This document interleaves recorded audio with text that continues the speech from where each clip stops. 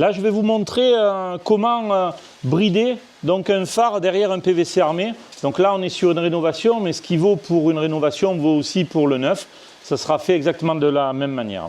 Donc les premières choses qu'il faut que vous ayez, eh bien, c'est la bride avec son joint, ici. Ensuite, bien entendu, il faut que vous disposiez de votre globe d'éclairage. La niche que vous avez ici, c'est la niche qui a été incrustée dans le béton qu'il y a là. Donc cette niche-là, elle a une particularité. Elle n'a pas un système de presse-étoupe électrique. Elle a ici une sortie en diamètre 50. On vient positionner un tube en PVC avec un coude à large rayon, d'accord, pour remonter jusqu'à la surface. Et donc cette partie-là a été positionnée ici à l'intérieur du mur en béton. Ensuite, il vous faudra donc pour travailler un tire-fil, un peu de scotch,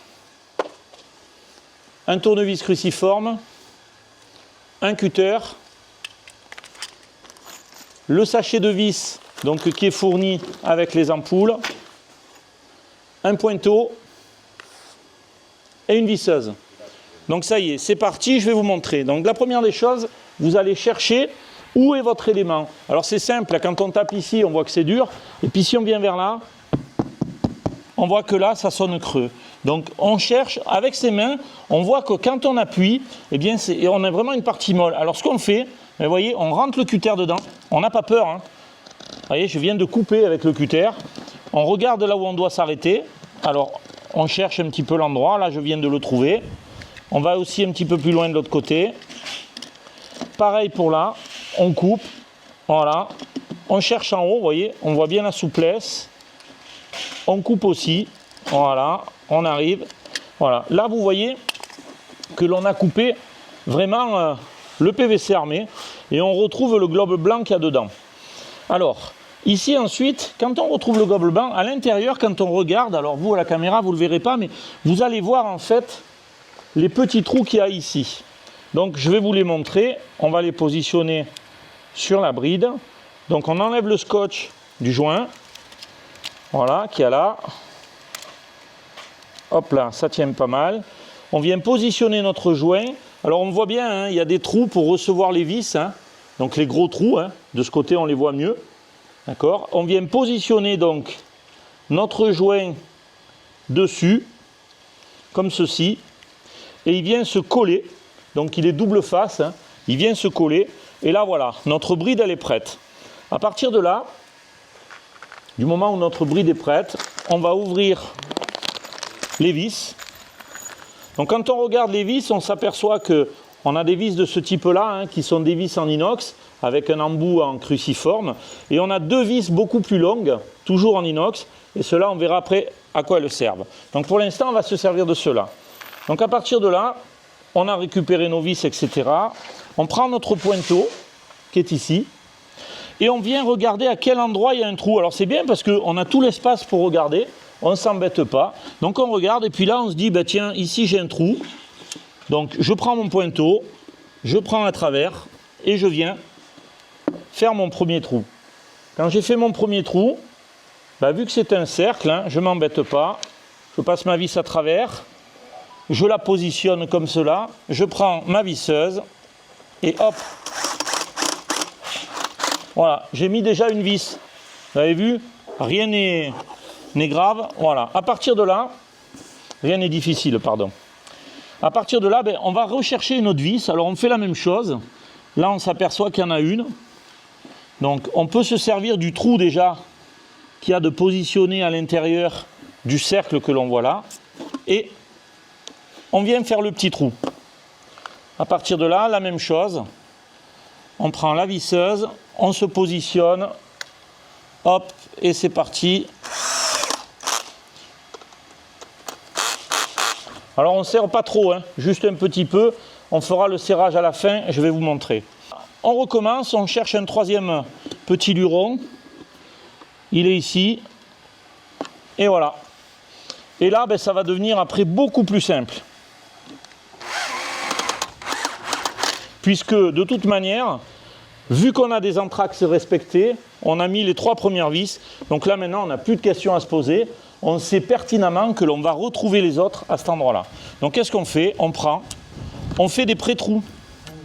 Le fait de faire des pré-trous sert vraiment à une chose très spécifique, c'est que vous allez éviter l'arrachement que vous pouvez avoir donc par vrillage. C'est-à-dire que quand votre PVC armé, vous le vissez directement à l'intérieur sans avoir fait le pré-trou, il va vriller légèrement notre PVC armé, il peut l'abîmer. Donc le conseil, c'est vraiment un pointeau. Si vous n'avez pas de pointeau, vous prenez un petit tournevis plat, très fin, et ça fera l'affaire aussi. Et ensuite, à partir de là, eh bien, on recommence, c'est la même chose. Hein. Toujours vis inox, hein, si jamais vous en perdez une ou quoi que ce soit, ne mettez pas une vis qui n'est pas en inox, ça va rouiller. Et puis vous allez vous retrouver avec des taches sur votre PVC armé. Pas très sympa. Voilà. Donc là, ben, vous voyez, on a positionné donc, notre bride qui est ici. On l'a positionné et maintenant, ben, ce qu'on va faire, c'est qu'on va visser les vis de manière à ce que la bride soit bien serrée et ce que le joint fasse une parfaite étanchéité. Donc ben, c'est simple, on a réglé donc notre machine. Là, en l'occurrence, on l'a réglé sur 12. On va regarder si c'est bon. Donc ça, c'est la pression qu'on demande à la vis. Vous voyez, c'est pas mal.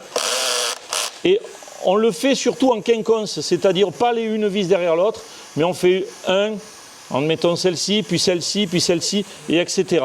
Donc on le fait en quinconce. Là, j'ai pas assez de puissance, donc je l'augmente un petit peu. On va voir. Voilà.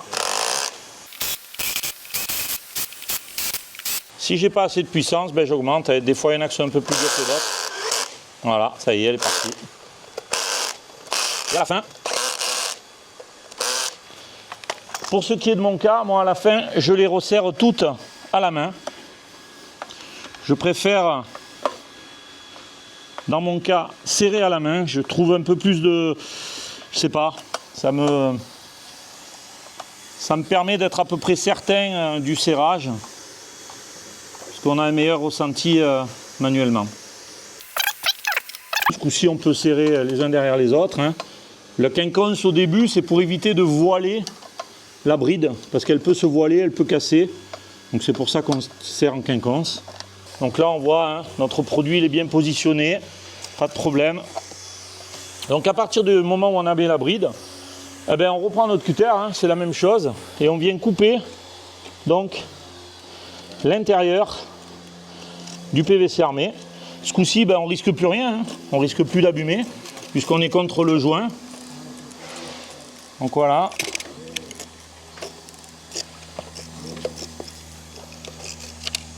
Et voilà. Et là, on voit bien à l'intérieur, on retrouve la niche qu'il y a ici. Donc on retrouve la niche. Et c'est la fameuse niche que je vous montrais tout à l'heure. À partir de là, eh bien, on a fait un gros boulot. Qu'est-ce qu'on va faire? On va prendre un tire-fil. Il est là. De l'autre côté, on a le tube. Alors, vous ne le voyez pas, mais on a un tube qui vient rejoindre donc la partie que l'on a là. Alors en premier, il faut que j'ouvre le petit tube, je ne l'ai pas fait. J'avais mis un presse-étoupe à l'intérieur. Donc là, on va prendre le tire-fil. Je recommence avec mon tire-fil, voilà. Et je vais le rentrer à l'intérieur du tube. Vous allez voir, donc le tire-fil est là. On le rentre dans le tube. Voilà. Et vous voyez, il est sorti par ici. Alors pourquoi on fait ça, hein? C'est très simple. Ça nous permet d'accrocher et d'éviter de passer trop de temps à tirer un câble. Il y a des tire-fils, c'est fait pour. Si vous n'avez pas de tire-fil, que vous êtes à la maison, vous pouvez aussi utiliser du fil de fer un petit peu rigide, type fil de fer de clôture. Ça fera très très bien l'affaire. Voilà, il faut le positionner bien entendu dans le sens de la montée du câble. Donc on fait ça, on le rescotche, voilà. Donc là, on peut pousser notre tire-fil, on a notre câble qui rentre dedans, et vous allez voir, on tire dessus tout simplement. Et vous voyez le câble bleu il est là, donc ça a été très très simple à faire. on le fait tout seul parce que souvent on est deux pour faire ce type de boulot-là. Là, on peut le faire tout seul tranquillement. Alors, autre particularité d'une ampoule, une ampoule, il faut pouvoir la changer. Donc automatiquement, il faut que cette ampoule-là, quand vous la mettez en place, il faut qu'elle puisse monter et se mettre à plat comme ceci sur la margelle. D'accord? Donc c'est pour ça que les fabricants nous laissent suffisamment de câbles pour pouvoir le faire. À ce moment-là, on fait un tour, vous voyez comme je fais là, on fait un petit tour tout autour de l'ampoule, voilà. Et ensuite, on vient positionner notre ampoule. Alors, on va regarder comme ceci. Vous voyez les deux vis, une ici, une là. C'est les deux vis que l'on discutait tout à l'heure, qui vont se positionner à cet endroit-là, précisément, et à l'autre endroit. Et ce qui fait que le jour où vous voudrez changer vos ampoules, vous aurez que ces deux petites vis-là à défaire. Voilà, hop, un petit coup de visseuse. Toujours doucement, hein. Voilà. On finit toujours à la main. Moi, je préfère, personnellement. Et voilà, là je vous ai montré comment on bride donc une ampoule ou comment on bride un élément sur un PVC armé. Ce que je vous ai montré là, ça vaut aussi donc pour un refoulement ou pour un skimmer. Vous adopterez exactement la même chose. Bien entendu, nous on le fait, ça fait plusieurs années, donc ça va vite. Mais si vous êtes attentif, un petit peu minutieux, ça fonctionnera bien. Donc là, maintenant qu'on a positionné l'éclairage, et qu'on l'a bridé, je vous ai montré ça tout à l'heure, je vais vous montrer la deuxième phase. À cet endroit-là, on va raccorder le câble existant qui vient du boîtier électrique, qui est ici, avec le câble que l'on a de notre éclairage. Donc, vu qu'il y a un presse-étoupe dans les boîtes pour créer une étanchéité, on met le petit bouchon, on vient le raccorder, ici, voilà, on le raccorde le plus bas possible. Et ensuite, on a donc nos câbles qui arrivent, qui sont ici et qui sont là. Et on va mettre des wagos. Donc là, c'est assez simple. Voilà ce que c'est des wagos. C'est des petits éléments comme ça. On est d'accord? Donc on va les ouvrir. Et vous allez faire donc glisser à l'intérieur un premier câble. Donc on peut prendre, admettons le bleu. On va mettre le bleu qui a aussi de la lampe qu'il y a dedans la piscine à l'intérieur. On vient fermer les deux éléments. On fait la même chose pour le marron. Donc on va ouvrir notre wago. On fait la même chose pour le marron. On le positionne, on le ferme. On le positionne, on le ferme. Voilà. Donc les boîtes qu'il y a ici, c'est des boîtes de connexion. Ces boîtes de connexion-là, elles vont permettre dans le temps de pouvoir un jour décabler, changer un ensemble si on a eu un problème avec un câble. Mais en règle générale, c'est vraiment pour la durée de vie de la piscine. Ça sera rarement décablé. Ensuite, hop, vous avez ici un opercule. Donc cet opercule-là vient se mettre sur la boîte. Il a un petit joint. Donc ce joint-là est fait pour faire une étanchéité. Sauf que la réalité, c'est que l'étanchéité n'est pas parfaite. Donc moi, je conseille de remplir les boîtes que vous faites, que vous mettez en place avec du gel. C'est des gels qui sont spécifiques. Et quand vous les mettez, donc ils sont sous forme liquide, c'est du bicomposant sous forme liquide. Et une fois que les bicomposants ont été mélangés, en fait, ils durcissent, ça fait une espèce de gelée. Et cette gelée nous apporte de la neutralité et on ne craint pas l'eau. Voilà, donc là, on peut fermer la boîte, comme ceci. Et voilà, ça y est, là vous savez faire maintenant un bridage d'une ampoule, découper le PVC, etc. J'espère que cette petite vidéo vous a plu. Et puis je vous dis à bientôt. Ciao, ciao.